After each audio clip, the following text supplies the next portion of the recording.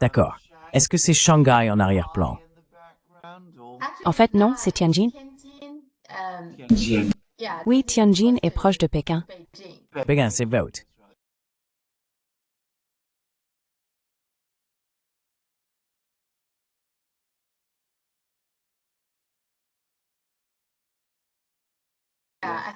Oui, je pense que c'est l'un des endroits où les Britanniques sont venus au cours du 19e siècle, l'un de ces ports. Absolument, absolument. Près Absolument. Les Allemands étaient-ils là aussi? les Allemands étaient là, mais que l'Allemagne se trouvait dans la province du Shandong. D'accord. Oui. Et puis, après la Première Guerre mondiale, lors des négociations de paix à Paris, le traité de Versailles a été perçu avec beaucoup de colère par les Chinois parce que les Britanniques et les Français voulaient donner ce territoire au Japon. Vous savez, au lieu de le rendre à la Chine après la défaite de l'Allemagne, ils voulaient le donner au Japon. Et à ce sujet, en fait, c'est avec l'aide des États-Unis que la Chine a finalement récupéré le Shandong. Donc, dans ce cas, les États-Unis ont bien agi. Pas Woodrow Wilson, mais qui était le président après lui? Je devrais m'en souvenir. Oui, Harding, Warren Harding. Oui, Warren Harding n'a été en fonction que 2 ans, mais il a fait cette chose vraiment positive pour laquelle je pense qu'on ne le reconnaît pas assez. Les Chinois, vous savez, on en parle beaucoup, que c'est avec l'aide des États-Unis que la Chine a finalement récupéré le Shandong. Mais à l'époque, le diplomate chinois s'est montré très ferme contre le traité et a refusé de le signer. Cela a aussi aidé. Mais c'est en partie parce que des gens en Chine protestaient également. Donc cela en faisait partie. Les manifestations de 1909. Oui, le 4 mai. Oui. Je sais que cela a été un événement majeur dans l'histoire de la Chine. Beaucoup de gens pensent que le mouvement du 4 mai a en partie contribué à la naissance du Parti communiste en Chine, car de nombreux militants de cette période sont finalement devenus les membres fondateurs et dirigeants. Wow. Oui, donc les événements sont toujours liés, n'est-ce pas? Ils le font toujours. Une chose en entraîne toujours une autre. Je veux dire, Lénine a dit un jour, tout est lié. Oui, c'est vrai. C'est pourquoi nous devons apprendre l'histoire. Nous devons toujours nous souvenir de l'histoire, n'est-ce pas? Je sais. Pas seulement pour la regarder. Eh bien, Catherine, qui est universitaire, évidemment, me dit que partout en Grande-Bretagne, les départements d'histoire sont en crise et qu'ils ferment. L'enseignement de l'histoire dans les écoles est continuellement réduit. Nous avons eu une longue discussion à ce sujet l'autre jour parce qu'il y a une crise générale des sciences humaines en Grande-Bretagne, et pas seulement en Grande-Bretagne d'ailleurs, mais dans la plupart des pays d'Europe occidentale. Et évidemment, en tant qu'enseignante en sciences humaines, elle enseigne l'anglais, elle est en première ligne. Mais elle dit que, même si la situation est mauvaise pour l'anglais, pour l'histoire, c'est bien pire. Ce qui est également quelque chose auquel, selon moi, les Britanniques devraient prêter beaucoup d'attention, puisque les Britanniques sont très fiers de leur terre.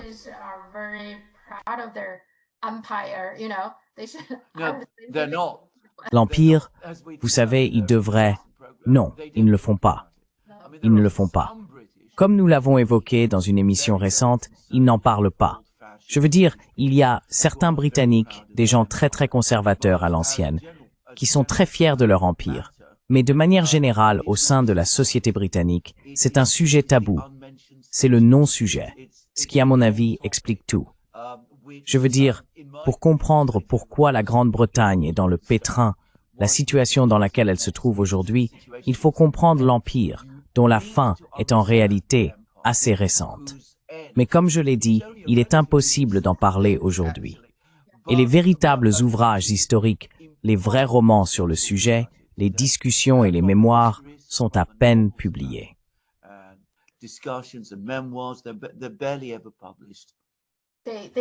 Ils veulent simplement se souvenir du glorieux Empire britannique. C'est tout. Ils ne veulent pas l'étudier en détail.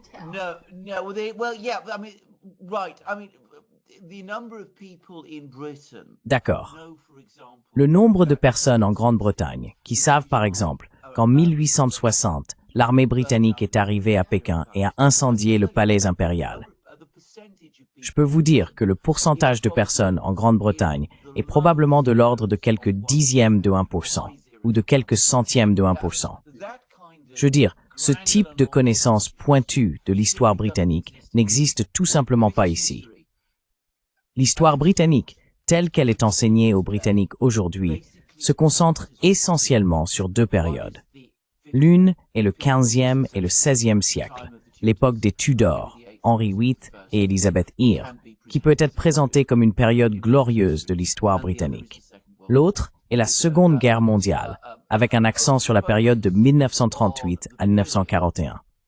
Ce sont en fait les deux seules périodes de l'histoire britannique que les Britanniques connaissent un tant soit peu.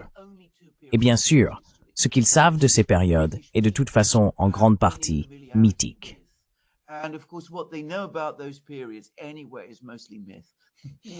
Et pendant ce temps, le British Museum expose tous ces artefacts pillés provenant du monde entier. Mais on n'en parle jamais comme d'objets pillés. Ils sont simplement là. Et vous savez, on peut aller les voir, on peut les trouver. Je veux dire, j'ai récemment emmené mes enfants au Victoria and Albert Museum, qui est l'un des plus grands dépôts d'œuvres d'art pillées, si je puis dire. D'une certaine manière, c'est le plus grand dépôt unique d'œuvres d'art pillées. Et nous regardons, nous admirons tous les tapis persans, la porcelaine chinoise et l'art indien. Enfin, les expositions chinoises du British Museum sont meilleures d'ailleurs. Mais il y a aussi de très belles pièces volées dans les palais exposés au V&A. Mais il n'y a jamais aucune explication sur la façon dont elles sont arrivées en Grande-Bretagne. Jamais. On regarde les étiquettes, on regarde les objets.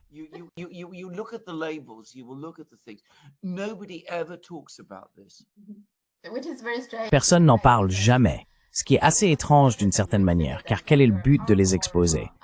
Montrer que vous étiez un empire puissant à une époque. Oui. Et ensuite, qu'est-ce que ça signifie? Enfin d'accord, il y a effectivement un certain degré d'appréciation esthétique, et cela existe. Donc vous savez, les tapis persans, la porcelaine chinoise, ils ont leurs amateurs. Et si vous regardez ici, vous trouverez toutes sortes de livres sur tous ces sujets écrits par des orientalistes occidentaux, anglais et américains. Et vous savez, il y a beaucoup de choses de ce genre. Mais comme je l'ai dit, sur l'histoire de fond, il y a très peu de choses. Je veux dire, c'est comme si l'intérêt culturel était très limité.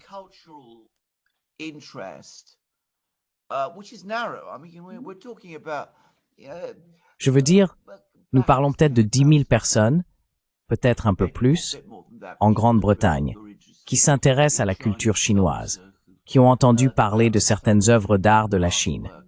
Et il y a une sorte de connaissance vague que la Chine possède, cette civilisation et cette culture immense, que les gens viennent découvrir. S'il y a une exposition, si la Chine envoie des expositions d'objets découverts dans des tombes, les costumes de jade, tu te souviens, dans lesquels les aristocrates étaient enterrés, les gens iront voir cela. Et j'ai oublié, je veux dire, une personne du passé de la Chine que beaucoup de gens en Grande-Bretagne connaissent, c'est Qin Shi Huang. Je veux dire, pas le nom exact, mais à cause de l'armée de terre cuite. Oui, principalement cela. Et tu sais, le fait qu'il a construit la Grande Muraille et tout ça, et qu'il était un homme cruel et maléfique, c'est ainsi qu'il est toujours représenté ici. Et tout cela.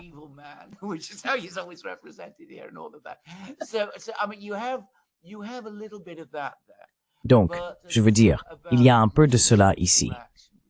Mais comme je l'ai dit, en ce qui concerne l'interaction britannique avec la Chine, l'histoire des guerres de l'opium, la manière dont la Grande-Bretagne gérait certains aspects de la Chine, je suis sûr que vous savez que pendant la dernière période de la dynastie Qing, l'homme qui était responsable des douanes chinoises était un fonctionnaire britannique.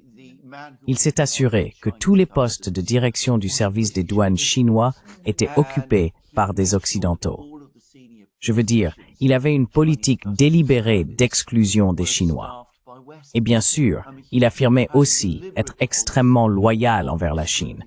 À certains égards, comparé à d'autres personnes, il était peut-être un peu plus sympathique envers la Chine que certains Occidentaux.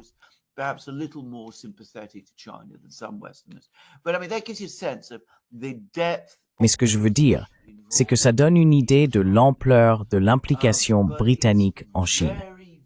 Mais c'est très rarement évoqué ou compris ici. Et comme je l'ai dit, la majorité de la population britannique n'en sait rien. Je veux dire, ils connaissent la traite des esclaves. La raison pour laquelle ils connaissent la traite des esclaves, c'est parce qu'il y a beaucoup de Noirs en Grande-Bretagne qui en parlent. Et l'autre chose, bien sûr, c'est que ce qu'ils aiment dire à propos de la traite des esclaves, ce n'est pas que les Britanniques l'ont commencé et l'ont maintenu pendant 200 ans, mais qu'ils y ont mis fin. Voilà l'autre aspect. Oui. Oui. Je veux dire, l'attitude des Chinois envers l'histoire, c'est qu'il faut apprendre de l'histoire, n'est-ce pas? C'est pour ça qu'il faut étudier l'histoire.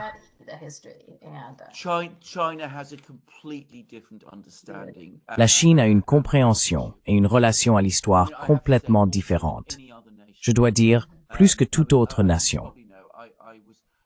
Comme vous le savez probablement, j'ai été et je reste très intéressé par l'Inde, la philosophie indienne et la culture indienne. Mais il est frappant de constater à quel point les Indiens sont profondément désintéressés par leur propre histoire. Il n'existe rien de comparable à l'enregistrement incroyablement précis des événements historiques que l'on trouve en Chine. Par exemple, à l'époque de l'impératrice Wu Zetian, on sait exactement ce qu'elle faisait d'un mois à l'autre. On sait quel temple elle visitait, quels fonctionnaires elle nommait, quelles décisions elle prenait, quel type de crise était signalée. À exactement la même période, il y a une incertitude quant aux dynasties qui régnaient dans les différentes régions de l'Inde.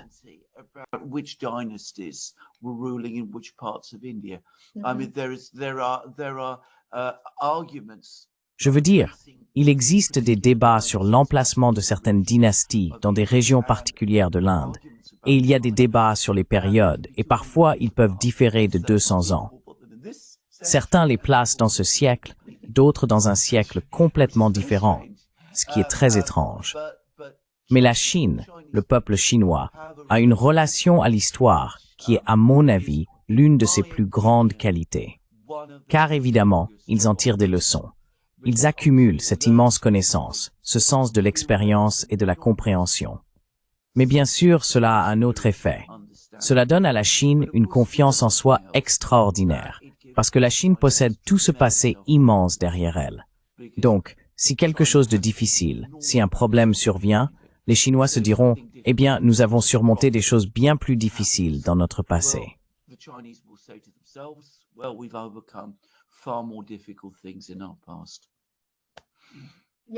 Oui, et aujourd'hui, le 1er octobre, c'est la fête nationale chinoise.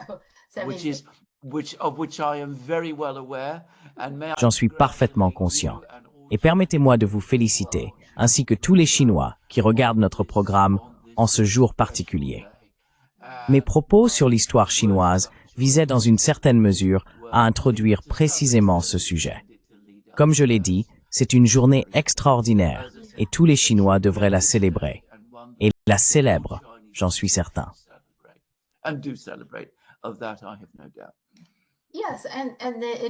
Oui, et c'est vraiment, je pense que selon n'importe quelle norme, un développement très impressionnant au cours de ces 76 années, n'est-ce pas? Quand on considère la situation de la Chine à ses débuts, je pense que les Chinois ont toutes les raisons d'être très fiers de leur réalisation.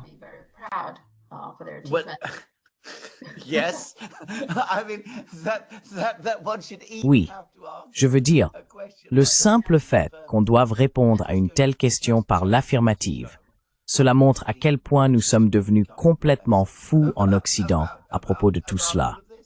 Nous en discuterons sans doute plus en détail dans nos émissions. Mais je lisais encore aux États-Unis des articles qu'ils écrivent sur la Chine. sans jamais mentionner que c'est aujourd'hui la fête nationale chinoise.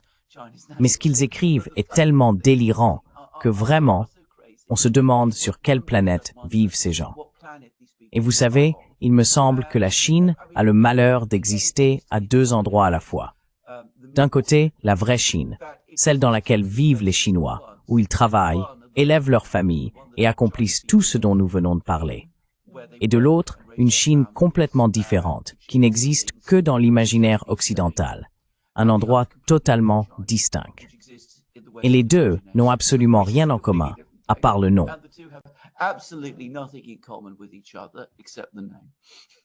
Well, Marco Rubio, he did send Eh bien, Marco Rubio, lui, il a envoyé un message de félicitations, tu sais, donc il l'a fait. Mais si tu regardes les médias traditionnels, quand ils en parlent, Xi Jinping a prononcé un discours et il disait « Oh, il a réaffirmé que la Chine devait être unifiée avec Taïwan ».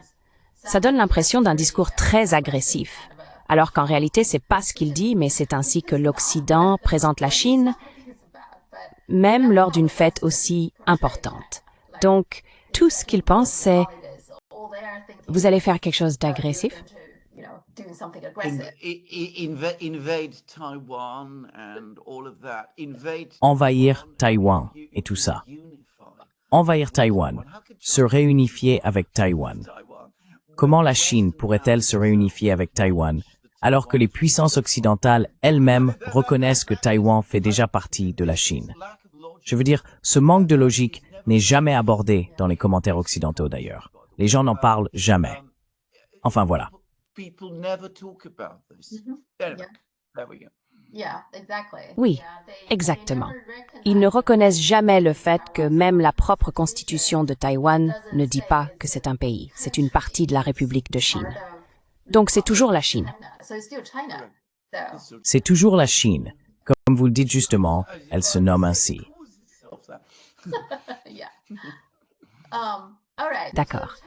Donc la Chine célèbre sa fête nationale et le gouvernement américain ferme ses portes. Eh bien, je ne comprends pas très bien cela. Normalement, ils auraient une résolution provisoire, un continuing resolution. Mais cette fois, les deux parties sont, je suppose, tellement divisées ou quelque chose comme ça, qu'ils n'ont même pas de résolution provisoire. Quel est votre avis sur cette fermeture du gouvernement?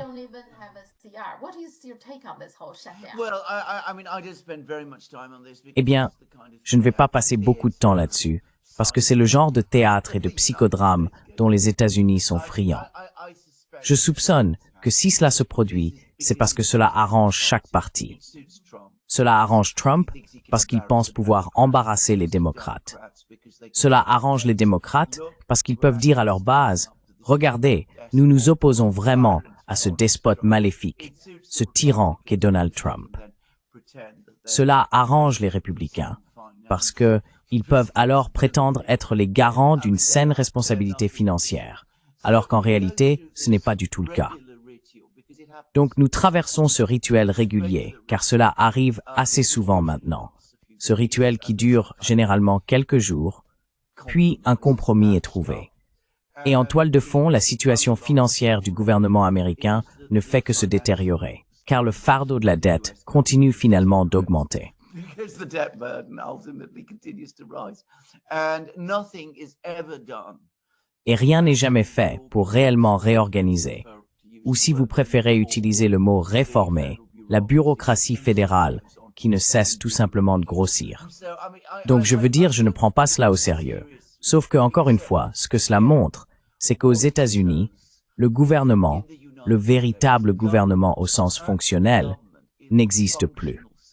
On pourrait même dire qu'il n'existe nulle part en Occident. Ce que l'on obtient, c'est du théâtre et de la mise en scène.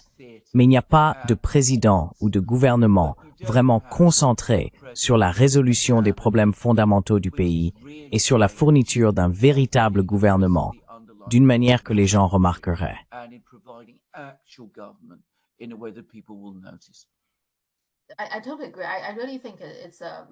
Je suis tout à fait d'accord. Je pense vraiment qu'en ce moment, le gouvernement américain ne fonctionne pas. Et ce n'est pas seulement à cause de Trump. Je crois qu'il y a tellement de choses qui ne marchent pas. Par exemple, au Congrès, le président Johnson a refusé d'assermenter une nouvelle députée élue d'Arizona. Il y a eu une élection partielle, et cette femme, Adelita Grijalva, je crois que j'ai bien son nom, elle a remporté l'élection de façon juste et équitable. Et elle a gagné le siège, mais Johnson a refusé de l'assermenter. La principale raison, apparemment, même si Johnson ne l'a jamais admis, c'est qu'il a dit « Bon, nous ne sommes pas en session ordinaire ».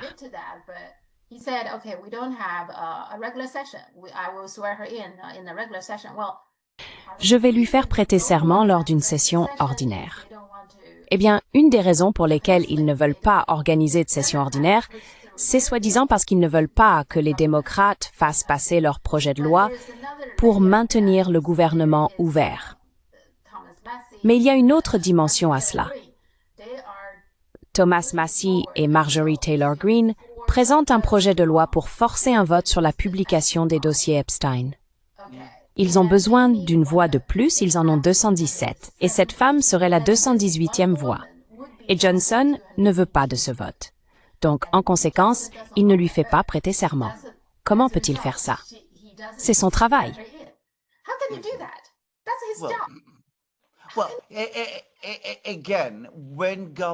Eh bien, encore une fois, lorsque les gouvernements en arrivent à ce genre de choses, lorsque tout se résume à des manœuvres en coulisses et à des procédures abusives. D'ailleurs, nous en avons beaucoup en Grande-Bretagne aujourd'hui. Je veux dire, ce produit tout le temps ici. Mais quand cela arrive, quand un système politique est réduit à cela, alors on est en droit de parler de déclin. Un système véritablement fonctionnel, dynamique, plein d'énergie et d'objectifs ne fonctionne tout simplement pas de cette manière. Encore une fois, en tant que personne ayant été formée comme historien, je peux l'affirmer de façon absolument catégorique. Les manœuvres en coulisses, les ficelles tirées, l'utilisation des procédures, la guerre juridique. Tout cela est le signe d'une dysfonction croissante dans un système politique qui perd le contrôle et abuse des instruments du pouvoir pour le conserver.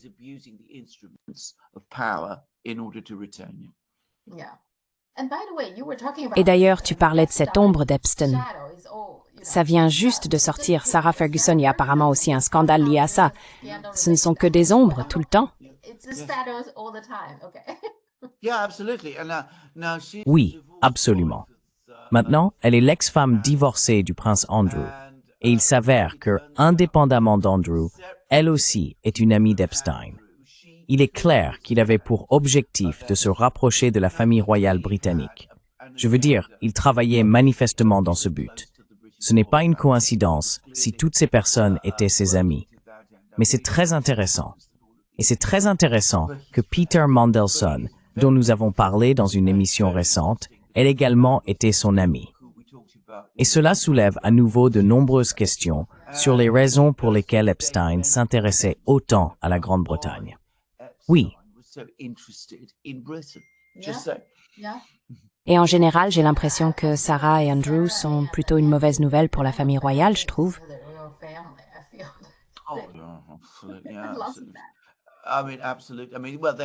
Oh oui, je veux dire absolument. En fait, ils le sont depuis très longtemps. Ferguson a profondément embarrassé la famille royale en ayant une liaison publique alors qu'elle était encore mariée à Andrew dans les années 90. Et Andrew a toujours été considéré comme plutôt limité et un peu voyou. Quoi qu'il en soit, l'affaire Epstein a mis tout cela au grand jour. Mais, vous savez, il faut dire qu'aucun des autres n'est particulièrement attirant non plus. Je veux dire, regardez, la reine, la défunte reine, était une figure de dignité et possédait un véritable self-control. Elle n'était pas toujours d'ailleurs particulièrement sympathique, et je sais qu'il y avait des gens qui ne l'aimaient pas. Mais en tout cas, l'image publique était bonne. Mais on ne peut pas en dire autant des autres, y compris, il faut le dire, de l'actuel roi.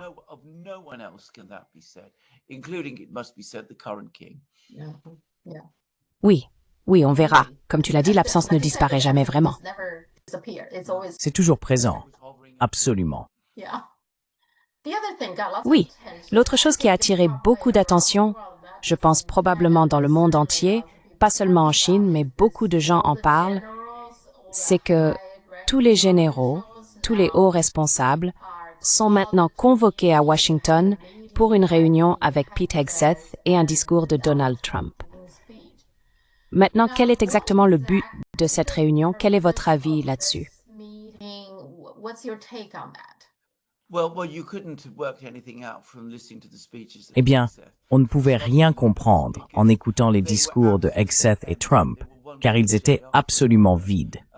Ce n'était qu'un cliché après l'autre, parfois exprimé dans un langage très grossier. Mais l'idée de convoquer 800 officiers supérieurs pour leur dire ce genre de choses est ridicule. D'ailleurs, on pouvait voir le visage de certains de ces gens et ils étaient manifestement très en colère d'avoir été arrachés à leurs différents postes pour venir à une réunion et devoir écouter de telles inepties. Maintenant, Eve Smith, qui est la rédactrice en chef de Naked Capitalism, qui est d'ailleurs un très très bon site web, un site d'actualité très intéressant et que je connais un peu et estime beaucoup.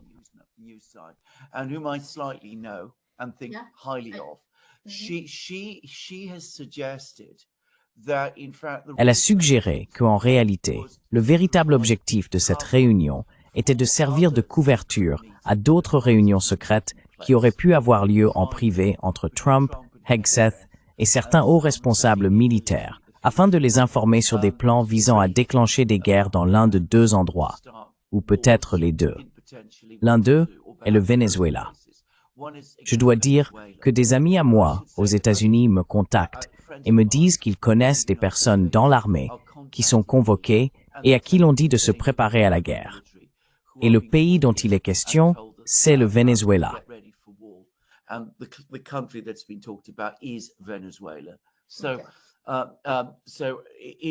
Il semble donc très probable maintenant qu'une attaque contre le Venezuela soit imminente dans quelques heures ou peut-être quelques jours.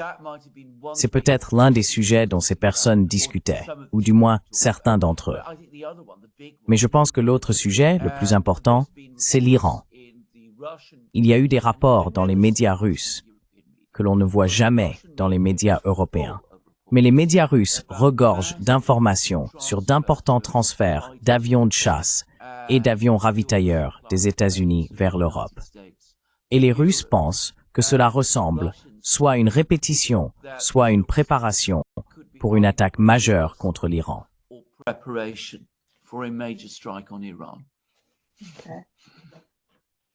Oui, en apparence, ça ressemble à un test de loyauté. Il a en quelque sorte dit, tu sais, si vous ne m'aimez pas, si vous n'aimez pas ce que je dis, vous pouvez partir. Mais dans ce cas, vous perdez votre grade, tu vois? Donc un test de loyauté. Et il y a eu quelques discours de motivation et une séance photo, je suppose. Mais je suppose que ça a du sens.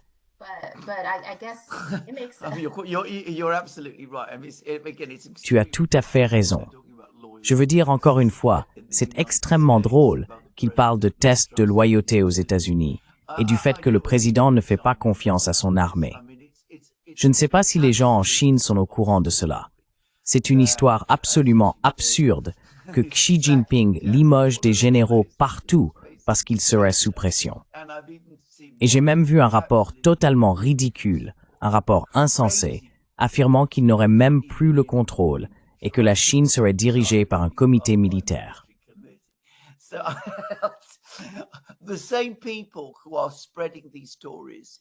Donc, les mêmes personnes qui répandent ces histoires aux États-Unis, et tu as tout à fait raison, sont celles qui soutiennent le président et le secrétaire à la guerre, qui s'inquiètent de la loyauté de l'armée américaine. Voilà donc un excellent exemple. D'ailleurs, je suis d'accord. Je veux dire, il parlait vraiment de cette façon, d'un cas de projection. Donc tu t'inquiètes de la loyauté de ta propre armée, et ensuite tu propages des histoires absolument, non seulement sans fondement, mais ridiculement fausses, sur une sorte de crise de ce genre en Chine.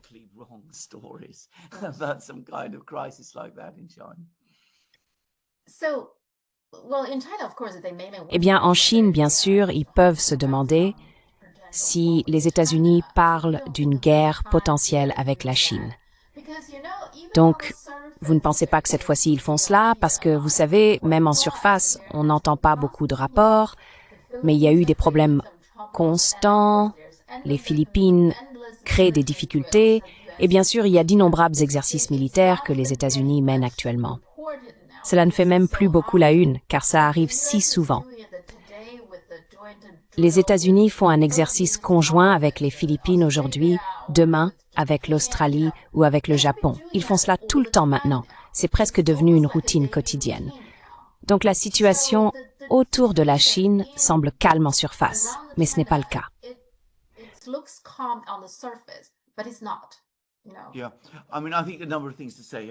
Oui, je veux dire, je pense qu'il y a plusieurs choses à dire. Premièrement, s'ils attaquent le Venezuela et s'ils attaquent l'Iran, il faut être absolument clair. Au fond, il s'agit de la Chine. C'est toujours une question de Chine. Je lisais hier un article tout aussi fou de Conrad Black. Je ne sais pas si tu as déjà entendu parler de lui. C'est un homme d'affaires canadien, un ami très très proche de Trump. Il possédait autrefois le Daily Telegraph en Grande-Bretagne. Mais il a dû s'en séparer. Il a fait un court séjour en prison pour malversation financière. Mais il est de retour et il est très proche de Trump. Et encore une fois, il a dit très clairement que la tentative de Trump d'être conciliant envers la Russie visait uniquement à éloigner la Russie de la Chine.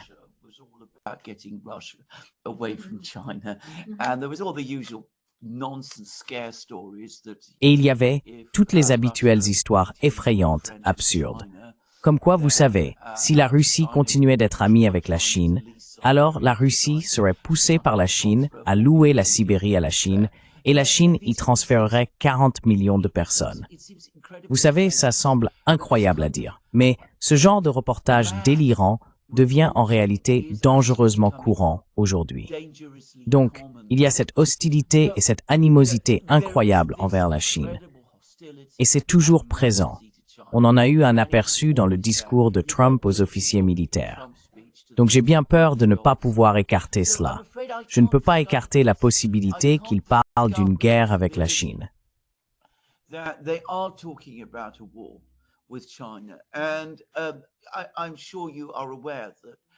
Et je suis sûr que vous savez que le Pentagone a apparemment dit aux fabricants de missiles que nous devons augmenter la production de missiles par 4 afin de suivre le rythme des Chinois, ce qui est d'ailleurs impossible.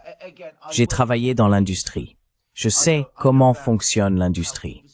Du moins en Occident, il est impossible d'atteindre une augmentation de la production de missiles par 4 dans les délais dont on parle.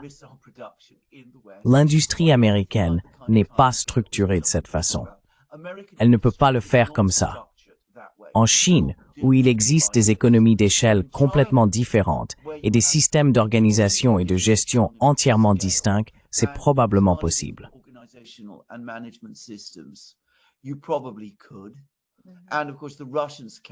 Et bien sûr, les Russes le peuvent, et leur système industriel est différent. Mais aux États-Unis, ce n'est pas possible. Je veux dire, c'est tout simplement impossible. Tout ce qu'ils feront, c'est augmenter le prix. Ils vont jeter de l'argent sur ce problème, ce qui augmentera le coût unitaire par missile sans pour autant produire beaucoup plus de missiles. Mais mettons tout cela de côté. Le fait qu'ils parlent de cette manière indique, encore une fois, une certaine préparation à une guerre avec la Chine. Et puis, bien sûr, il y a aussi cette histoire qui a été, je ne sais pas si elle a été publiée dans les médias américains, mais elle était partout dans les médias britanniques, selon laquelle des parachutistes russes entraîneraient des parachutistes chinois, comme si les parachutistes chinois avaient besoin d'entraînement.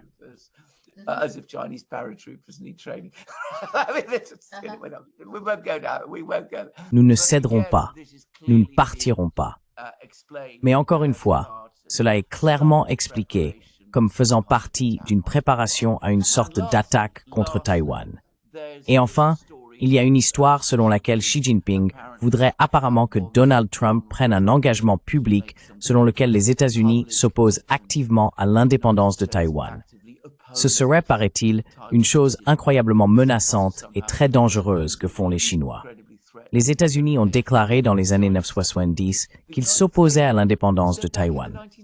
Qu'y a-t-il donc de nouveau?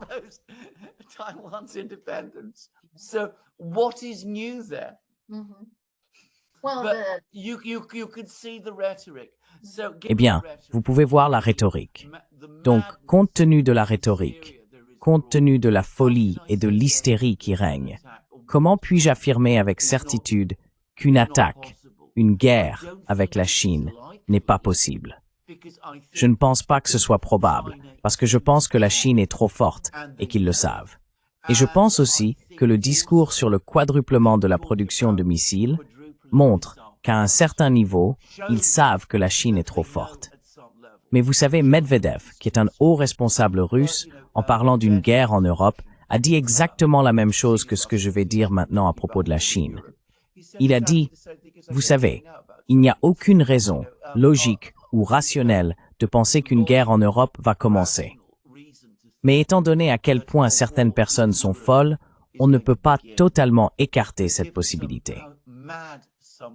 Et compte tenu de la folie qui existe aux États-Unis à propos de la Chine, on ne peut pas totalement écarter cette possibilité non plus.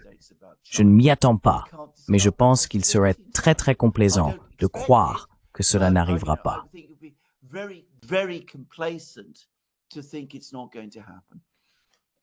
yeah, the article you're talking about, Washington Oui, Post, l'article dont tu parles, le Washington Post, a publié un article à ce sujet sur la Chine avec l'aide de la Russie. Et ils utilisent toujours la date de 2027. Ils ont tendance à croire qu'avant 2027, la Chine va se réunifier ou essayer de se réunifier avec Taïwan. Mais je ne sais pas d'où ils tiennent cette année-là. Mais malgré tout, c'est de ça qu'ils parlent. Oui. Donc, j'ai vu cet article, j'ai même fait une émission à ce sujet.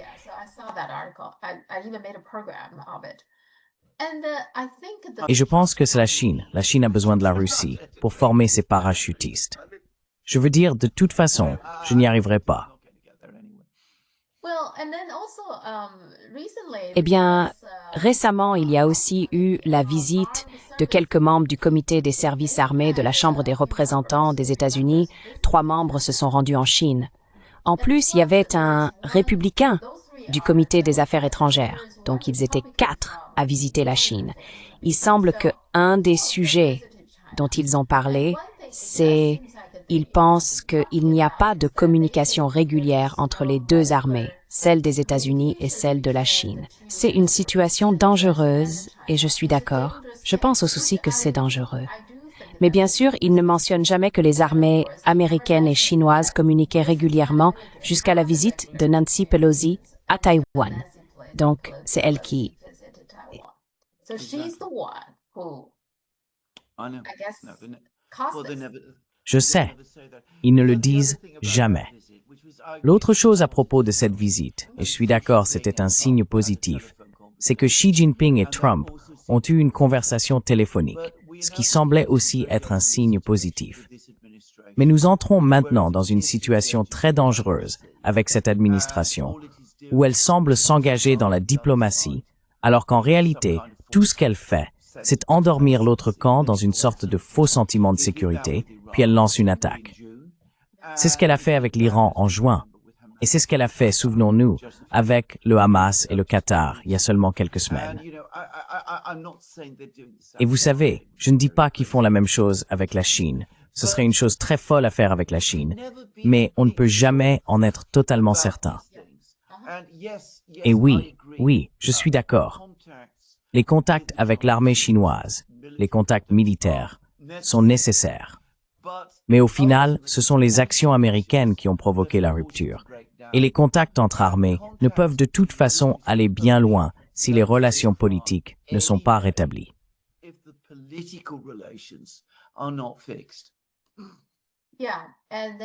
Oui.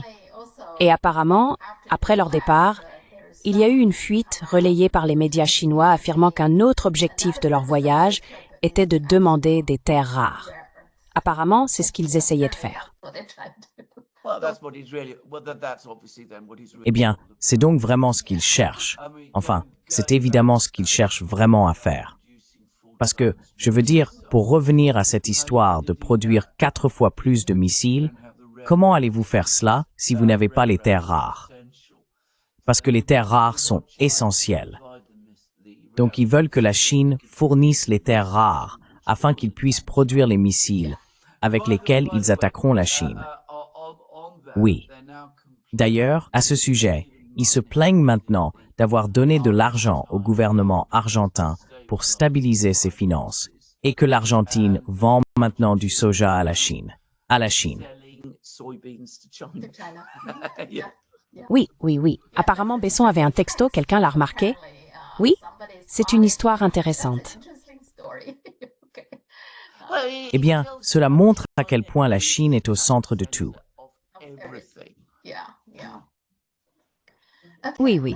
D'accord, parlons un peu de cette question de globalisme, d'internationalisme. La raison pour laquelle je veux aborder ce sujet, c'est que, vous savez, quand on regarde l'affaire TikTok, Larry Ellison par exemple, il y a des vidéos qui circulent où il parle de l'importance d'Israël. Et puis on combine cela avec Netanyahou qui dit ouvertement qu'en ce moment, l'achat le plus important, c'est TikTok. Donc, il semble que pour ces oligarques sionistes aux États-Unis, ce sont des citoyens américains, et Michael Dell en est un autre, ainsi qu'Anderson, Hollis, tous ces Américains sionistes, leur loyauté devrait aller aux États-Unis. Mais je ne ressens pas cela. Je n'ai pas l'impression que leur loyauté va aux États-Unis. Je ne suis même pas sûre que leur loyauté aille vraiment à Israël, même si c'est ce qu'ils prétendent. Mais s'ils étaient vraiment loyaux envers Israël, ils devraient savoir que ce qu'Israël fait en ce moment nuit à Israël sur le long terme. Donc, ces gens, je pense que vous, à Durand, vous les appelez les mondialistes. Pouvez-vous expliquer cela à mon public?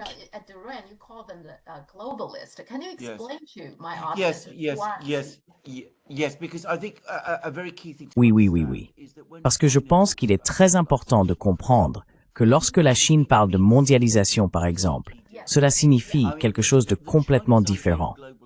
Je veux dire, l'idée chinoise de la mondialisation est un système dans lequel les pays, les nations et les populations de ces nations peuvent commercer, faire des affaires et entretenir de bonnes relations économiques les uns avec les autres, dans des conditions de paix et de stabilité internationale. Et il existe des règles et des normes acceptées qui sont respectées. Et en fait, ce dont il parle, comme je l'ai dit, c'est d'un système international stable qui régit le commerce mondial et dans lequel chaque pays, chaque nation a un intérêt économique particulier.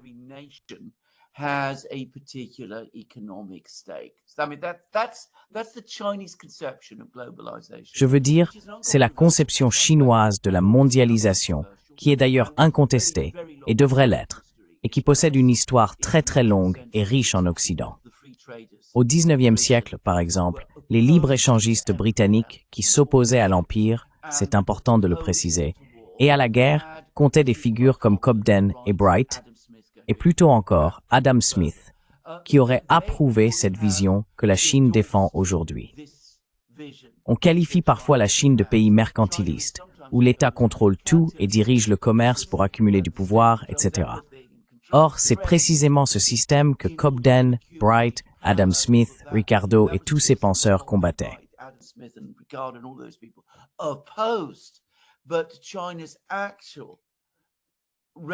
Mais la rhétorique et la pratique réelle de la Chine sont assez différentes. Elles s'alignent davantage, comme je l'ai dit, sur celles des libre-échangistes britanniques du XIXe siècle. Voilà donc la vision chinoise de la mondialisation. Maintenant, ce que mon collègue Alex Christoforou et moi entendons par mondialisation est quelque chose de complètement différent. Pour nous, la mondialisation est une structure économique, sociale et politique, dans laquelle une classe définie de personnes s'est essentiellement séparée de ses sociétés et de ses États, ne considère plus les États et les nations comme des entités valides et rejette toute tentative des États d'imposer des contraintes à leur comportement. Par exemple, en leur demandant de payer des impôts.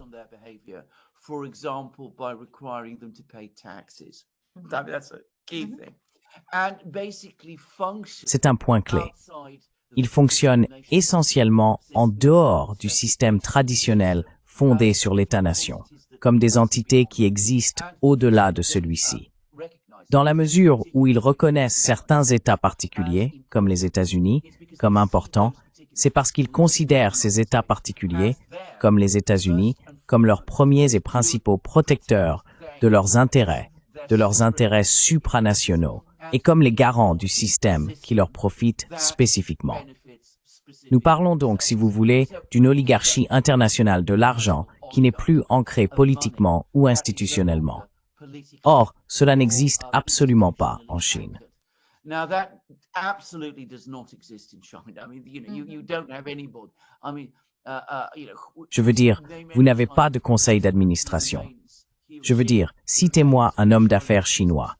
Il ou elle reste un homme ou une femme d'affaires chinoise.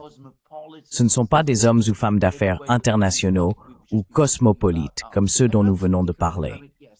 Et vous avez tout à fait raison. Oui, certains d'entre eux peuvent avoir des sentiments sentimentaux envers Israël, mais au fond, il ne s'agit pas d'Israël.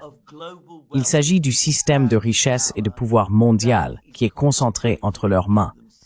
Et il ne fait aucun doute qu'à un certain niveau, ils croient que c'est l'avenir de l'humanité, une sorte de système non politique.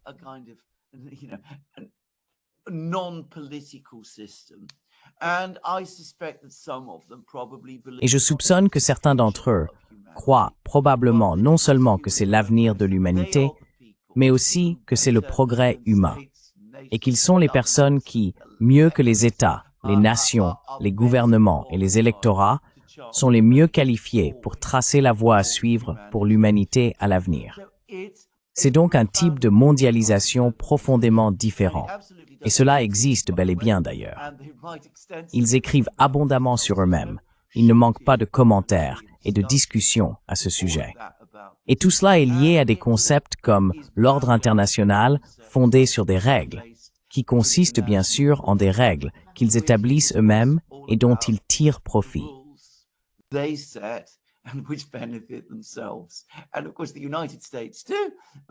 Et bien sûr, les États-Unis aussi.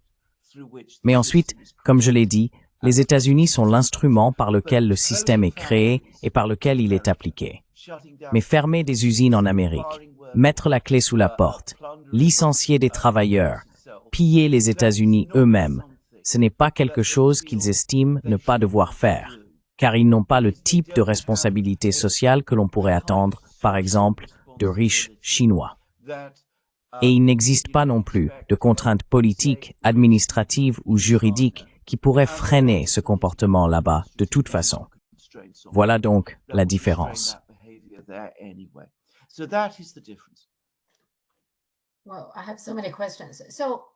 Eh bien, j'ai tellement de questions.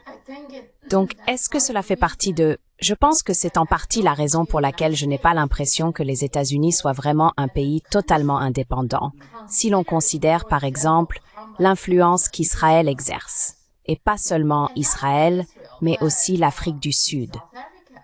Vous voyez, si je vous dis « Trump est réfugié » dans la même phrase, vous trouverez cela très étrange. Pourquoi Trump se soucierait-il des réfugiés? Eh bien, vous savez, il a mis en place un programme pour les fermiers blancs sud-africains.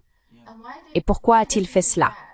Parce que, vous savez, Peter Thiel, Elon Musk, David Sachs, ces Sud-Africains ont clairement de l'influence sur lui pour qu'il mette en place ce programme. Comment le sais-je? Eh bien, parce que les agriculteurs américains s'en plaignent, disant que Trump semble se soucier davantage des fermiers sud-africains que des agriculteurs américains. Et bien sûr, certaines personnes s'inquiètent toujours de l'influence britannique et de l'influence européenne sur les politiques américaines. Donc, êtes-vous d'accord pour dire que les États-Unis ne sont en réalité pas un pays totalement indépendant à cause de cela?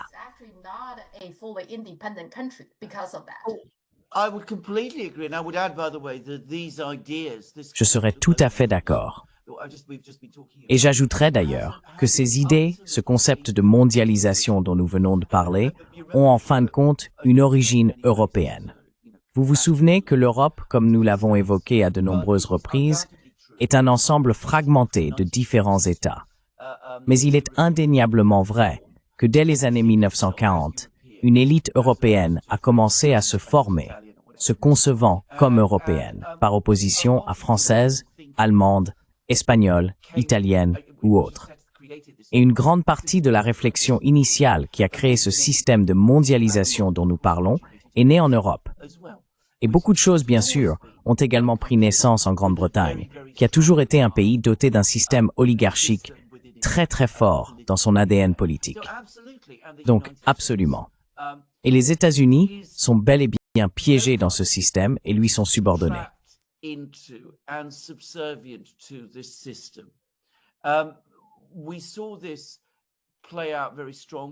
Nous avons vu cela se manifester très fortement en 2008, par exemple, lors de la crise financière. Je veux dire, souvenez-vous des manières très différentes dont la Chine et les États-Unis ont géré la crise financière. La Chine a lancé un vaste programme de relance économique destiné à stimuler l'économie et à accroître la demande globale. Les États-Unis ont renfloué les banques, non seulement les leurs, mais aussi celles de l'Occident. Et bien sûr, les autres banques centrales et gouvernements occidentaux ont joué exactement le même rôle. Encore une fois, il s'agit d'une réponse complètement différente à la crise qui s'est alors produite. Et cela en dit long, une fois de plus, sur les priorités de chacun. En Chine, la priorité est le développement. C'est centré sur la Chine elle-même. En Occident, il s'agit de préserver le système financier international, qui est bien sûr le fondement de tout le système de mondialisation dont nous venons de parler.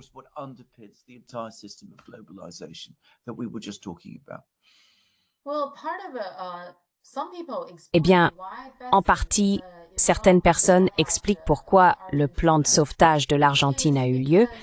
C'est parce que certains de ses amis de Wall Street avaient parié sur l'Argentine. Donc, si l'Argentine s'effondrait complètement, certains de ses amis perdraient beaucoup d'argent. C'est l'une des explications. Et encore une fois, ce n'est pas pour servir les meilleurs intérêts des États-Unis. Pourquoi les États-Unis auraient-ils besoin de sauver l'Argentine? Eh bien, les États-Unis, le soja, n'est-ce pas? Pourquoi? Pourquoi feriez-vous cela?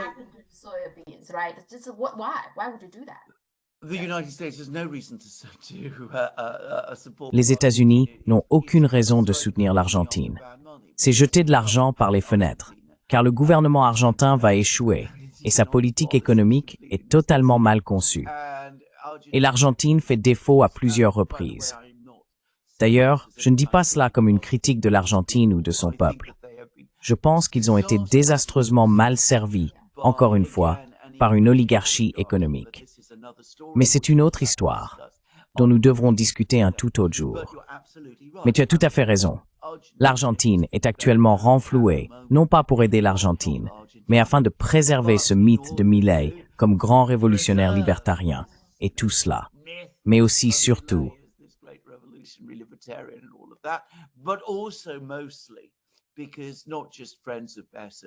parce que non seulement les amis de Bassett, mais toutes sortes de personnes aux États-Unis ont parié sur Milei et sur son succès, ce qui bien sûr va exactement dans le sens de ce qu'ils souhaitent. Car la manière dont Milei a réorganisé ou tenté de réorganiser l'économie en Argentine sert parfaitement les intérêts de ces influences mondialistes dont nous parlons. Quoi qu'il en soit, ils ont parié sur lui et ils craignent de perdre leur mise. Il y a quelqu'un qui s'en est très bien sorti lors de la crise financière de 2008, socialisme pour les riches, capitalisme prédateur pour les pauvres. Oui. Et alors, comment situez-vous les internationalistes par rapport à cela? Quelle est la différence?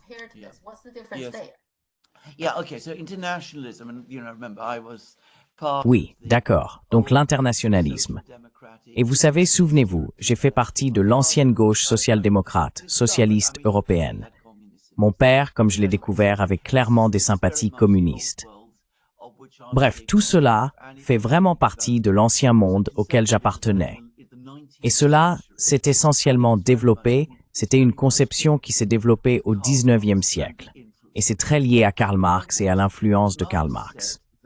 L'idée était que Marx disait qu'au-delà de tout, il y a la lutte des classes. Il y a la lutte entre les classes. Et actuellement, à l'époque contemporaine, cela s'exprime comme la lutte qui se déroule au sein des sociétés capitalistes entre le capital et le travail.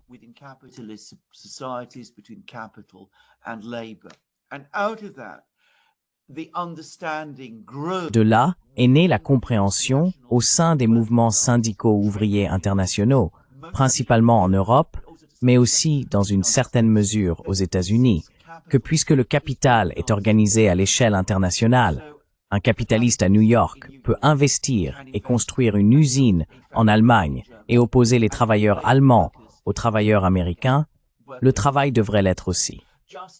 De cette idée est née la conviction que les travailleurs de tous les pays, et rappelons qu'il s'agit du 19e et du début du 20e siècle, donc principalement des pays européens et occidentaux à cette époque, devaient s'unir.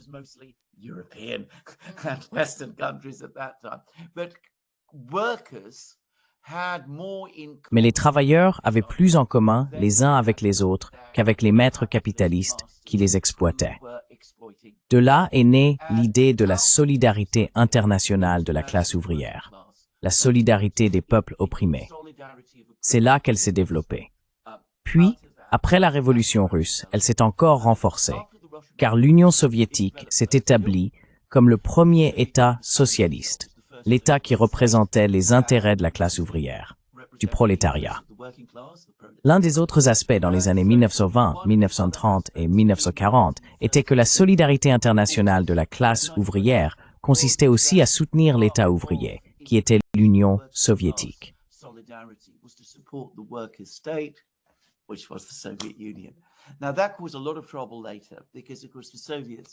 Cela a ensuite causé beaucoup de problèmes, car bien sûr, les Soviétiques, après la Seconde Guerre mondiale, ont affirmé que cela leur conférait une sorte de primauté dans le mouvement communiste international. Et cela a évidemment été rejeté, notamment en Chine.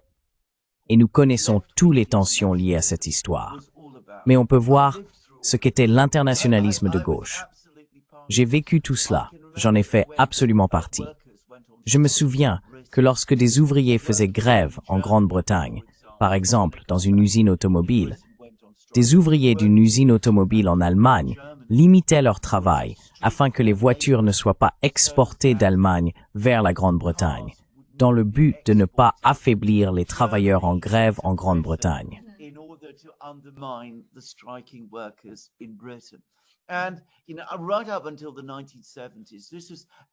Vous savez, jusqu'aux années 1970, cela faisait absolument partie du schéma des relations industrielles et de l'internationalisme. Ensuite, bien sûr, cela s'est aussi élargi à l'anti-impérialisme. Les peuples des colonies européennes faisaient partie des opprimés. Ainsi, l'internationalisme signifiait être anti-impérialiste. Et cela est très important. Par exemple, lorsque Gandhi est venu en Grande-Bretagne dans les années 1930, les communautés ouvrières sont sorties pour le soutenir parce qu'elles soutenaient l'indépendance de l'Inde et s'opposaient fermement à toutes les tentatives de maintenir et de préserver l'Empire, où que ce soit. Et on pouvait voir comment tout cela s'est développé. C'est quelque chose qui n'existe plus en Occident aujourd'hui.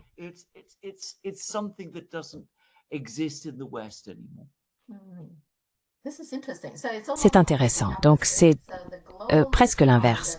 Les mondialistes représentent le capital sans frontières et les internationalistes sont des ouvriers syndiqués sans frontières.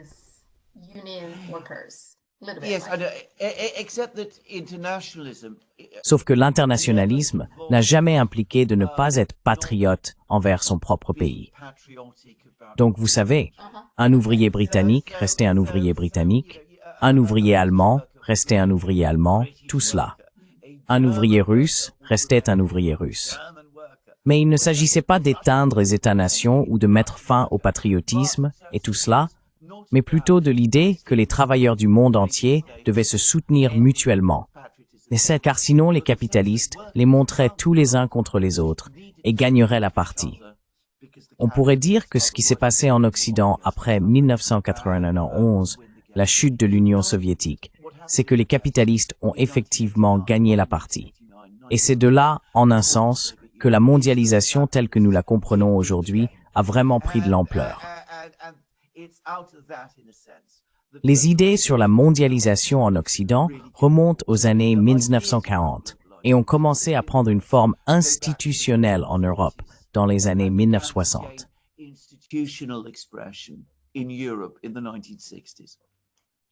Donc, l'internationaliste, c'est une question de solidarité, non? La solidarité, exactement. C'est ça l'essentiel. Et d'ailleurs, la Chine, la guerre froide a absolument fait partie de tout cela. Je veux dire, la Chine a joué un rôle absolument essentiel, par exemple, dans les mouvements de libération nationale en Afrique dans les années 1960 et 1970. Ils étaient toujours présents. D'accord. Oui, je pense qu'au fond, le problème des États-Unis est d'être contrôlé par une sorte d'oligarchie capitaliste sans frontières. Ils ne se soucient pas de ce pays. Vraiment pas. Correct. Absolument. Absolument correct. Tandis que les travailleurs se soucient toujours de leur pays parce qu'ils y vivent. Vous voyez, pour un homme d'affaires occidental, globaliste et oligarchique, l'endroit où il ou elle vit n'a finalement aucune importance. Oui, oui. Et Peter Thiel a même dit, dans une de ses interviews, il a dit lui-même « Oh, si Trump ne gagne pas, je vais partir ». Donc pour lui, c'est comme d'accord, si les choses ne vont pas dans mon sens, je vais aller ailleurs. Tu vois? Absolument. Il n'a pas ça, oui. Et rappelle-toi, il vient d'Afrique du Sud, à l'origine de l'Est de l'Allemagne. Donc pour lui, peu importe où il vit, oui. Le Moyen-Orient, le plan de paix et Trump en 20 points, je ne sais pas. D'abord, il n'a jamais consulté aucun Palestinien, n'est-ce pas? Ni le Hamas, ni le Fatah, ni personne. On balance ça aux Palestiniens pour qu'ils acceptent. Et si vous n'acceptez pas, on continue tout simplement, tu sais, le génocide. En gros, c'est ça, non?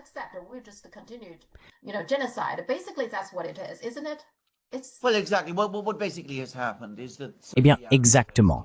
Ce qui s'est passé, c'est que certains États arabes ont proposé des initiatives. Et on peut voir l'origine de ce plan dans ses propositions. Alors Trump a fait ce qu'il fait toujours. Il s'est approprié ces propositions et a déclaré « Voici un nouveau grand plan de paix. Je vais y ajouter diverses idées personnelles. Je vais créer ce conseil de paix, dont je vais me nommer président. Je vais inclure mon ami Tony Blair dans ce conseil. » Ce qui est une idée tellement scandaleuse et révoltante, compte tenu du passé de Blair au Moyen-Orient, qu'on a du mal à y croire. Et ensuite, je vais l'imposer. Et si quelqu'un n'est pas d'accord, je vais m'en prendre à lui et le réduire en miettes. Encore une fois, ce n'est pas de la pacification. Ce n'est pas de la diplomatie. C'est du gangstérisme. C'est exactement ce que c'est.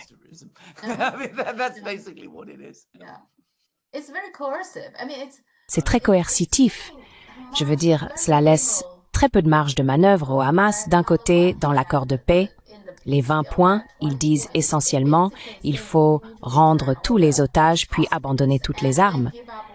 Donc, le Hamas n'a plus rien, aucun levier, n'est-ce pas?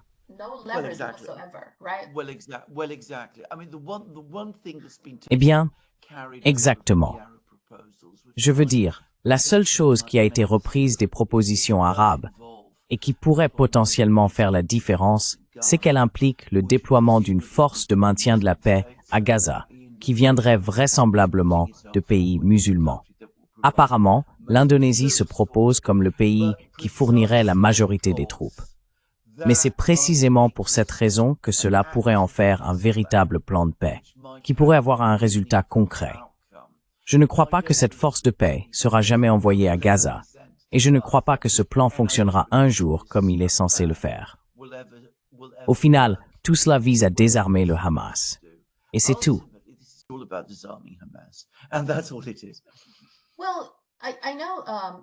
Eh bien, je sais que l'Indonésie a proposé cela, mais maintenant vous avez Trump et Tony Blair aux commandes. Ils peuvent refuser, non? Eh bien, ils le feront, et les soldats britanniques prennent pratiquement le contrôle. Et ensuite, si les FDI ne se retirent pas, pourquoi leur ferions-nous confiance pour se retirer progressivement? Ils ne le feront pas.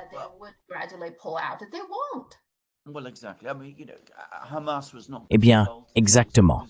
Je veux dire, vous savez, le Hamas n'a pas été consulté. Cela n'a pas été discuté avec eux à l'avance. Les États arabes apparemment n'ont pas non plus été correctement consultés. Comme je l'ai dit, c'est exactement la façon dont l'administration Trump fait tout maintenant. Elle décide des choses toute seule. Elle négocie avec elle-même. Et ensuite, elle dit à tout le monde, Voilà, c'est la décision que nous avons prise. Vous devez l'accepter et faire ce que nous voulons. Et bien sûr, cela ne changera rien. La guerre continuera, la violence continuera. Mais ils pourront dire, eh bien, vous savez, nous avions ce plan merveilleux, cette opportunité de paix. Et ce sont ces affreux du Hamas qui ont essentiellement rejeté la proposition. Oui, je pense que c'est ce qui va se passer. Et c'est presque comme la déclaration Balfour une fois de plus, sans demander l'avis des Palestiniens, on leur impose simplement « vous devez l'accepter ». Et si vous ne l'acceptez pas, alors c'est entièrement de votre faute. On continuera le génocide, n'est-ce pas? Absolument, absolument. En attendant, de façon surprenante, Netanyahou a effectivement présenté ses excuses au Qatar. Qu'en penses-tu? Je suis très méfiant à ce sujet. Eh bien, je veux dire, c'est une excuse complètement bidon. Il l'a faite parce que Trump le voulait. Mais Netanyahou ne pense pas un mot de son excuse, et je ne crois pas que qui que ce soit y croit sincèrement. Pensez-vous, comme vous l'avez dit, qu'ils se préparent probablement à attaquer l'Iran, donc ils ne veulent pas que les pays arabes soient tellement en colère contre Israël qu'ils soutiendraient l'Iran, peut-être plus ou moins, au moins un peu?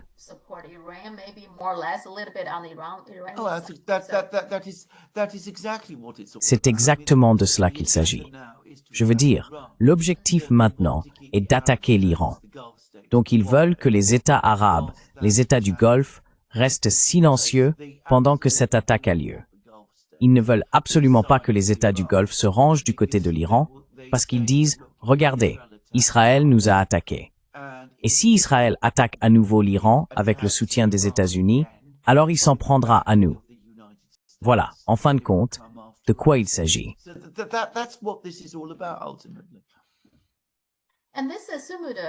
Et cette flottille supposée, ce navire, tout ce soutien, je veux dire, cette aide, est-ce que c'est pas un peu une forme d'internationalisme en action? Ils viennent tous de pays différents, non? Pour soutenir les Palestiniens? Oui, ce qui explique d'ailleurs pourquoi cette opération fait l'objet d'attaques virulentes dans certains médias ici en Grande-Bretagne. Toute cette opération, absolument. Les Britanniques prétendent vouloir la paix à Gaza et reconnaître l'État palestinien. Mais lorsqu'il s'agit de faire quelque chose de concret, surtout lorsque cela vient d'une initiative populaire, on voit bien qu'ils s'y opposent.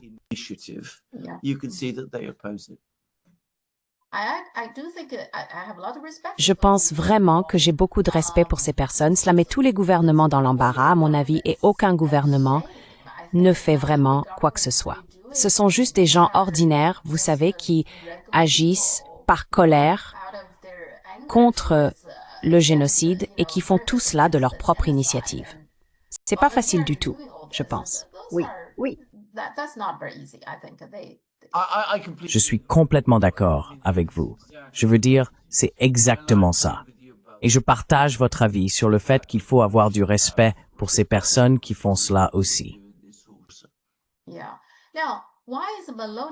Oui.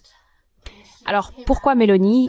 Je veux dire, d'abord, elle s'est exprimée, vous savez, en disant d'envoyer des navires de la marine pour les soutenir.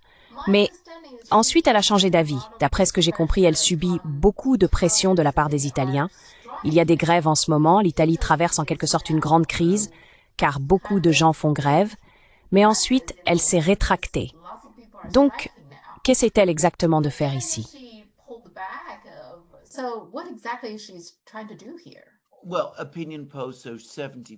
Eh bien, les sondages d'opinion montrent que 70% des Italiens sont horrifiés par ce que fait le gouvernement israélien.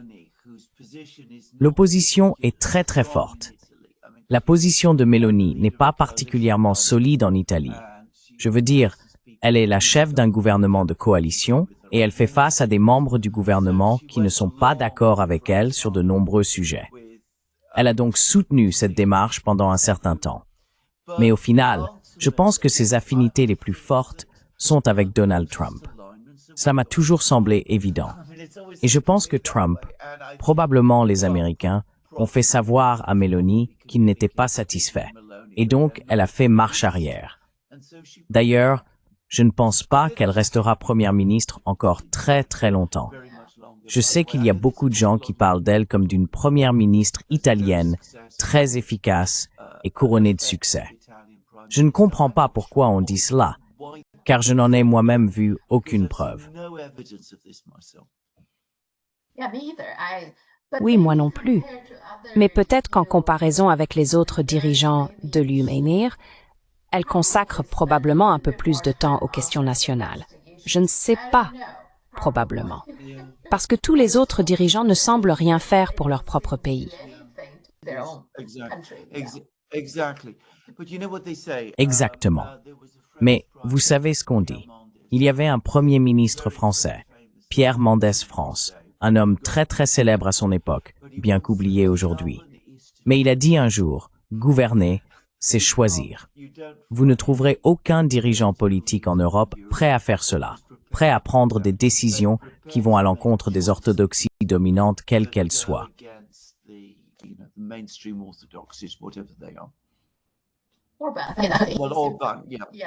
Orbán, oui.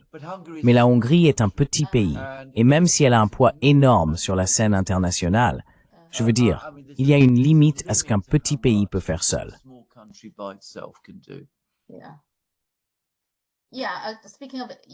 Oui, en parlant de l'Europe, la guerre en Ukraine.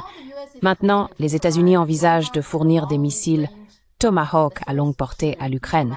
Qu'essaie de faire Trump ici? Pense-t-il que cela intimidera la Russie?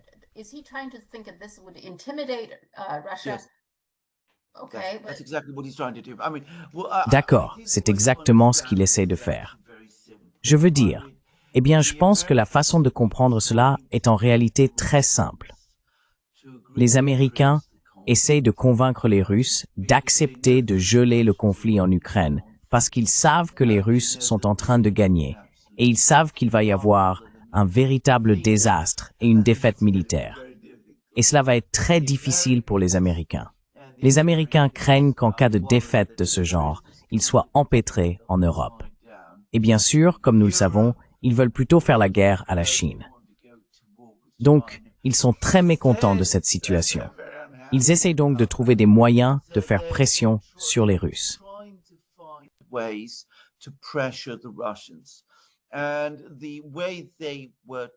Et la manière dont ils ont essayé de faire cela pendant la majeure partie du mandat de Trump a été de menacer de sanctions, de nouvelles sanctions contre les Russes et de tarifs douaniers contre les partenaires commerciaux de la Russie. Tout cela a culminé avec une menace d'imposer des droits de douane de 100% sur l'Inde et la Chine en juillet. Puis les États-Unis ont découvert que l'Inde et la Chine n'allaient pas se laisser intimider. Ils ont également compris, après le désastre de ce qui s'est passé en avril, qu'une guerre économique avec la Chine n'est pas une bonne idée. Ils ont peut-être aussi saisi la règle dont j'ai si souvent parlé. Il ne faut jamais bluffer la Chine. C'est la plus grande erreur que l'on puisse commettre, car votre bluff sera toujours démasqué. Ils ont donc compris que les droits de douane contre la Chine ne fonctionneraient pas et entraîneraient simplement des mesures de rétorsion de la part de la Chine, ce qui serait très très mauvais pour les économies américaines et occidentales.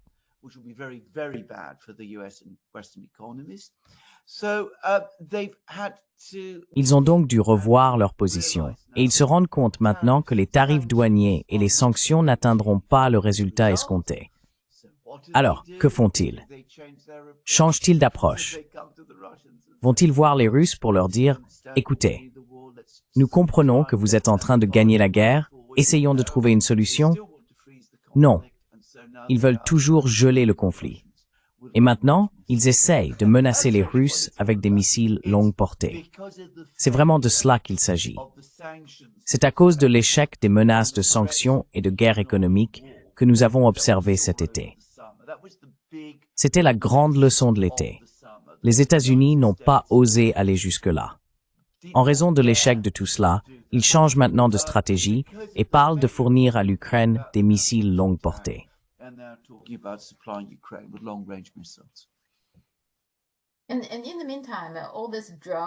Et pendant ce temps, tous ces drones qui sont censés venir de Russie, mais il semble plus probable que ce soit, je ne sais pas, l'Ukraine qui les envoie pour aggraver la situation ou quelque chose comme ça. Je veux dire, la réaction est un peu étrange d'une certaine manière. Je n'ai pas l'impression que aucun de ces pays, comme la Pologne ou le Danemark, veuille vraiment entrer en guerre totale contre la Russie. Mais en même temps, ils dramatisent aussi cette affaire. Alors, qu'est-ce qu'ils veulent exactement?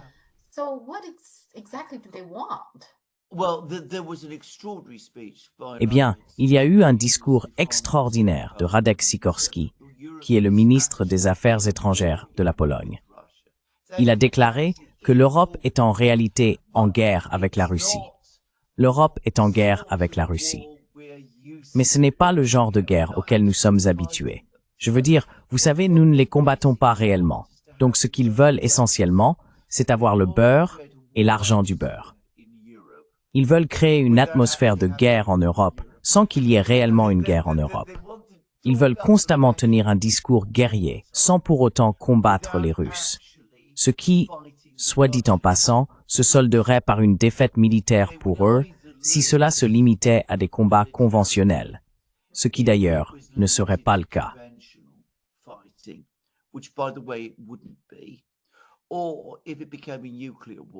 Ou si cela devenait une guerre nucléaire, ce qui sans aucun doute serait le cas, ce serait la fin de l'Occident. Donc ils ne veulent pas faire cela, ils le comprennent, mais ils intensifient la rhétorique. Ils transforment ces incidents en énormes problèmes alors qu'ils sont en réalité mineurs. Je veux dire, admettons qu'il s'agissait de drones russes. Je n'ai jamais dit cela. Je ne pense pas personnellement que c'était le cas. Mais supposons qu'il s'agissait de drones qui se sont égarés. Les Russes ont proposé d'en discuter. Vous savez, ils n'avaient pas d'explosifs. Ils ne visaient personne. Ils n'ont tué personne. Il était clair qu'ils n'avaient pas l'intention de tuer qui que ce soit.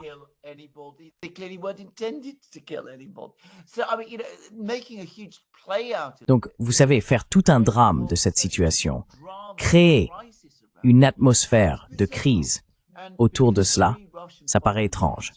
Et tout ça parce que 3 avions de chasse russes sont passés d'une base russe à une autre base russe et ont traversé la Baltique pour le faire, ce qu'ils étaient obligés de faire d'ailleurs, et qui se sont peut-être approchés un peu plus près, 5000 plus près, d'un rocher inhabité dans la mer Baltique, revendiqué par l'Estonie.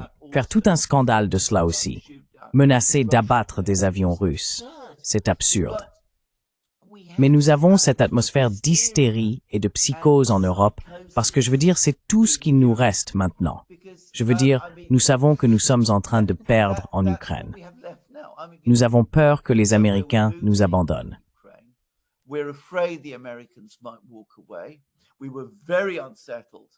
Nous avons été très troublés par cette publication sur Truth Social que Trump a publiée il y a environ une semaine, dans laquelle il disait que les Russes sont en train de perdre la guerre. Donc, par conséquent, je n'ai rien à faire. Je peux simplement laisser les Européens régler tout ça. Ils ont donc été très déstabilisés et effrayés par cela. Et ils veulent ramener les Américains dans le jeu. Ils aimeraient que les Américains tiennent tête aux Russes. Ils croient toujours que les Américains ont ce pouvoir. Ils imaginent que, vous savez, il ne peut pas s'agir de sanctions. Ce pourrait être des missiles de croisière ou quelque chose de ce genre. Et en même temps, et il ne faut pas sous-estimer cela, cette atmosphère d'hystérie et de paranoïa en Europe est aussi un moyen efficace de contrôler sa propre population.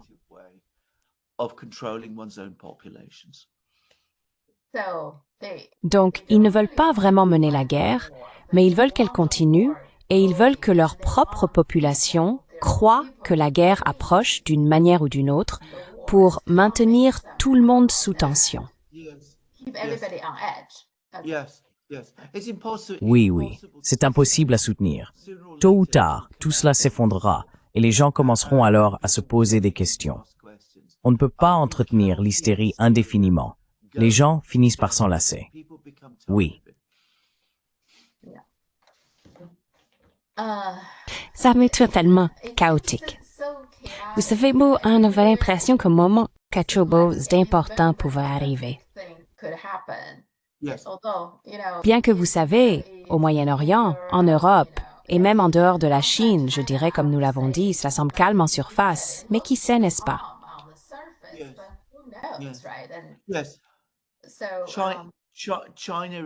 Oui, la Chine est l'œil du cyclone. Elle est au centre de tout cela. Elle-même est complètement calme. Souvent, vous savez, quand la tempête fait rage autour, au centre, c'est totalement calme. C'est parfaitement rationnel. C'est ce que je constate. Il n'existe pas de gouvernement plus rationnel sur Terre. Vraiment, c'est extrêmement rationnel et calme.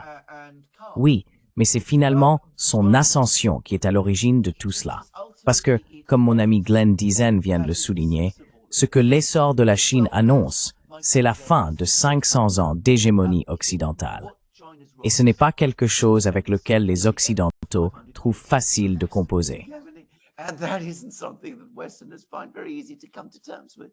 So all of this hysteria, all this madness, all these Donc toute cette hystérie, toute cette folie, toutes ces guerres et batailles qui ont été menées partout, surtout aux États-Unis, avec leur propre image d'eux-mêmes, comme vous savez la nouvelle civilisation, la frontière de la civilisation, l'avant-garde de l'humanité, et tout cela, le pays d'exception, et tout le reste, je veux dire, face au fait qu'une autre nation, une nation non européenne, pire encore, est en train d'accomplir ce que la Chine accomplit, et qu'elle va très probablement diriger le monde dans le domaine de l'IA.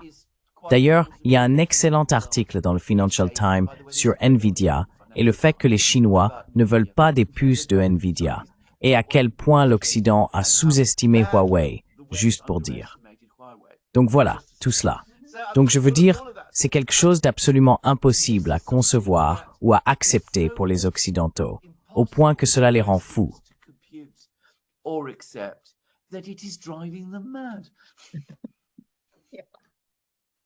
Oui, eh bien, mais je pense que cette obsession pourrait finir par leur nuire, non? Au lieu de « ça leur fait du tort maintenant ». Oui, je veux dire, ça leur fait déjà du tort. Oui, au lieu de te concentrer sur toi-même, d'essayer de t'améliorer, tu es toujours obsédé par la façon dont tu pourrais nuire à la Chine, non? Enfin bref, en parlant d'IA, tu penses qu'il y a, en Occident, aux États-Unis en particulier, une bulle autour de l'IA? Je pense que oui.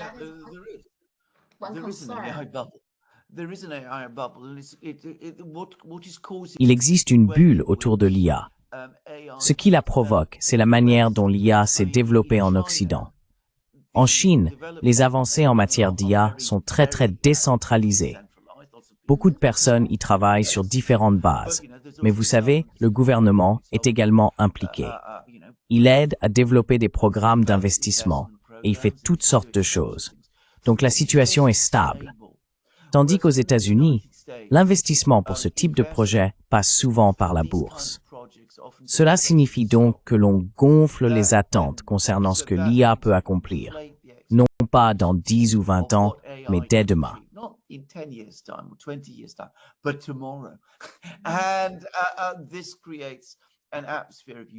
Et cela crée une atmosphère d'euphorie et d'excitation, et on assiste effectivement à la formation de bulles. Et ce n'est pas nouveau aux États-Unis. Le crash de 1929, comme beaucoup de gens l'ignorent, a commencé par une bulle. Il a finalement été causé par une bulle autour de la radio, des entreprises de radio et du développement de la radio et des technologies associées dans les années 1920. Ensuite, nous avons eu une autre bulle avec Internet. Vous savez, la bulle des dot-com. Et maintenant, bien sûr, nous avons la bulle de l'IA. Et tout cela repose de façon précaire sur Nvidia. Si les bénéfices de Nvidia commencent à décliner, et ils continuent de croître, mais pas au rythme fulgurant d'il y a quelques années, si cela devient instable, alors tout s'effondre sur lui-même.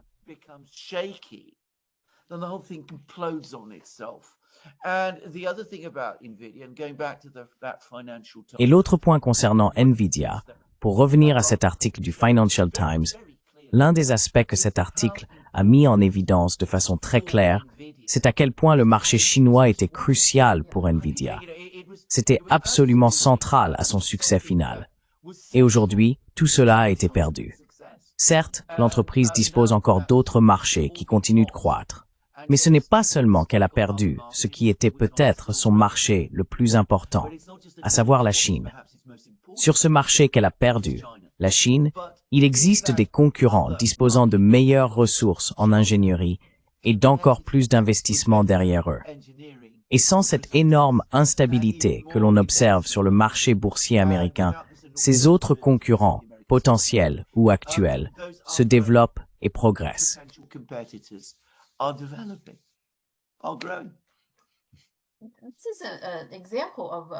C'est un exemple de l'autodestruction dont les États-Unis peuvent faire preuve, non? Parce qu'ils sont tellement obsédés par la Chine. Donc, d'accord, les puces de Nvidia ne peuvent pas aller en Chine. Eh bien, au final, cela nuit à Nvidia, non?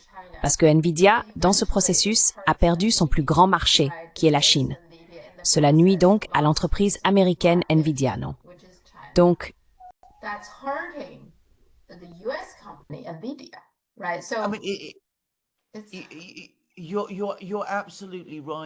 Tu as tout à fait raison, Sophia, et je suis fatigué de le répéter.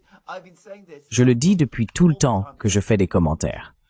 Cette approche est à la fois inutile, car elle cherche des ennemis là où il n'y en a pas, et elle est finalement contre-productive.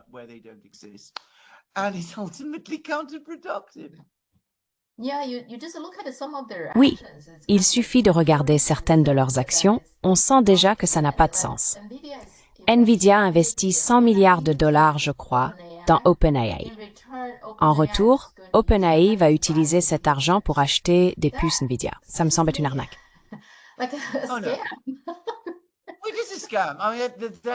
C'est une arnaque. Je veux dire, c'est une pyramide de Ponzi. C'est une sorte de pyramide de Ponzi. Ce n'est pas une politique de marketing, ni une politique économique, ni une politique industrielle. C'est la création d'un mouvement perpétuel. C'est exactement ça. Oui, c'est ça.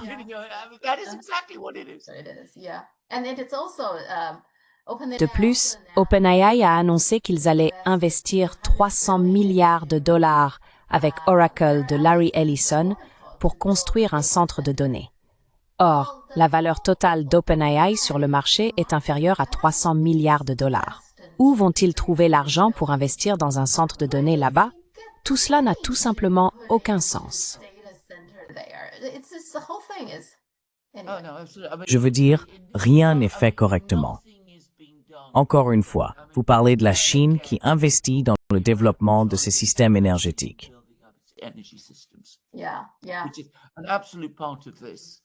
C'est un élément absolument essentiel de tout cela. Et gardez à l'esprit qu'il s'agit d'un système dirigé par l'État. La Russie aussi d'ailleurs. Poutine a prononcé un discours très intéressant. Il a parlé du développement de centrales nucléaires en Russie, car c'est ainsi qu'il compte procéder, en raison des enjeux climatiques. Il a également dit qu'ils allaient installer les centres de données à proximité des centrales nucléaires, afin qu'ils disposent de l'énergie nécessaire. Les États-Unis ne font rien de tel. Ils restent encore dépendants des combustibles fossiles. Eh bien, à ce propos, hier, j'ai eu une coupure de courant qui a duré une demi-journée. Comme ça, sans prévenir, ça va devenir plus fréquent, c'est ce que disent les gens. La bonne nouvelle, c'est que nous avons maintenant un générateur, donc j'ai pu surmonter ça. Eh bien voilà. Mais ça va être comme ça, oui. Et pour Trump, il prête attention au problème de l'électricité. Mais pour Trump, la façon de produire de l'énergie, sa solution, c'est qu'il a dit qu'il allait supprimer toute la bureaucratie, ce qui veut dire plus aucune réglementation. Mais pour ce genre de choses, il faut des règles, non? Il faut de la planification. On ne peut pas simplement laisser les gens construire n'importe quoi, n'importe où. Ce serait, je ne sais pas, inefficace et contre-productif à bien des égards. Mais voilà.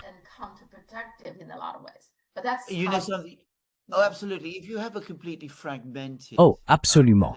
Si vous avez une industrie de production d'électricité complètement fragmentée, ce vers quoi nous tendons aux États-Unis, et c'est aussi le cas en Grande-Bretagne, cela conduit inévitablement à un degré de régulation plus élevé. L'un découle logiquement de l'autre.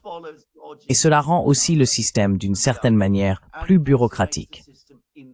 Si vous avez un système de production d'énergie plus planifié, vous n'avez pas besoin de toutes ces régulations et de toute cette bureaucratie, car vous pouvez imposer de la discipline à travers les structures de planification. C'est évident. Encore une fois, toute personne travaillant dans l'industrie le comprend. Mais combien de personnes au gouvernement le comprennent-elles?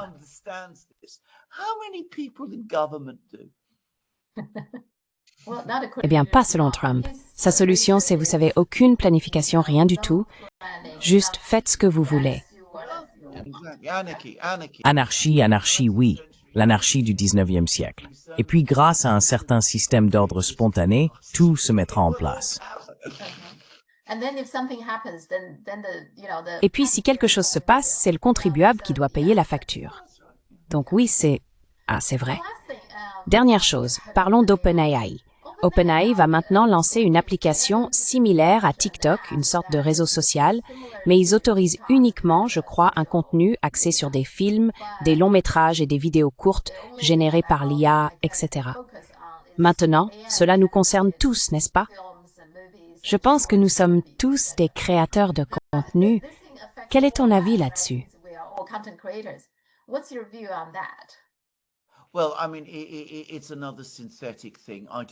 Eh bien, je veux dire, c'est encore une chose artificielle.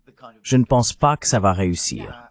Ils ne vont pas reproduire le genre de discussion que nous avons eu, et les gens voudront toujours écouter ce type de débat. Le problème avec l'IA, c'est qu'elle repose sur des données déjà générées par quelqu'un. Donc, tout ce que vous obtiendrez, si vous comptez sur l'IA à terme, surtout si vous contrôlez l'IA comme ils veulent le faire, c'est simplement les mêmes choses ressassées encore et encore. J'ai vu beaucoup de pseudo-films générés par l'IA. Vous pouvez d'ailleurs en trouver sur YouTube. Et ils sont tous pareils. Ils ne sont pas très bons, vraiment. Et je veux dire, il y a toujours, vous savez, bon, je devrais peut-être faire attention à ce que je dis, je suppose, mais il y a toujours des images de jeunes femmes censées ressembler à ça.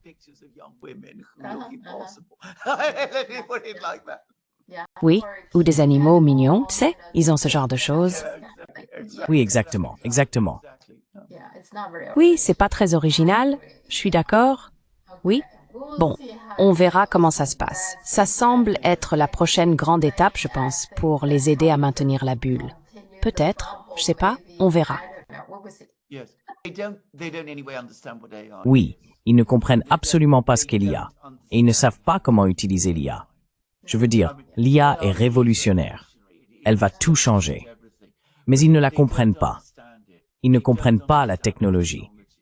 Ils s'imaginent que ça va ressembler à l'ordinateur dans Star Trek, capable de penser et de raisonner par lui-même. Peut-être qu'un jour, nous aurons quelque chose comme ça. Mais c'est pas ce qu'est l'IA. L'IA est un outil. C'est un outil massif, extrêmement puissant, que les êtres humains peuvent utiliser. Et vous savez, l'une des choses que j'ai entendues de la part de certaines personnes qui connaissent la Chine, c'est qu'en fin de compte, contrairement à ce que beaucoup de gens en Occident pensent, c'est très centré sur l'humain. Oui, je pense que beaucoup de gens surestiment probablement ce que l'IA peut faire.